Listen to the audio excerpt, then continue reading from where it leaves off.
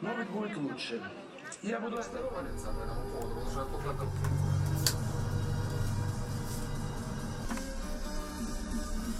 Ну, как бы, когда были вот всякие митинги, да, то есть, ну, меньше людей, там, на улице Артема ходили, вся улица была перекрыта, ну, конечно, влияет. Ну, а сейчас, в принципе, нет, сейчас все спокойно в городе, люди гуляют, уже на улице тепло, хорошо, здорово.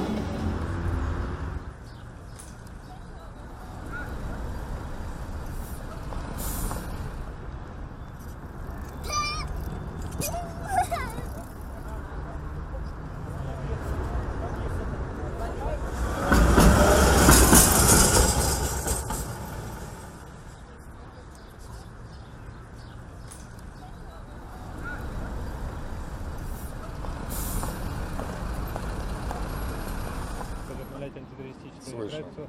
И что вы думаете по этому поводу? Очень плохо. Нет диалога.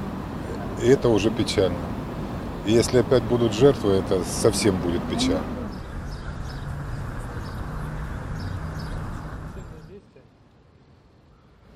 Должны быть решительные действия на стабилизацию событий в регионе. И это не только мнение мое, конечно же.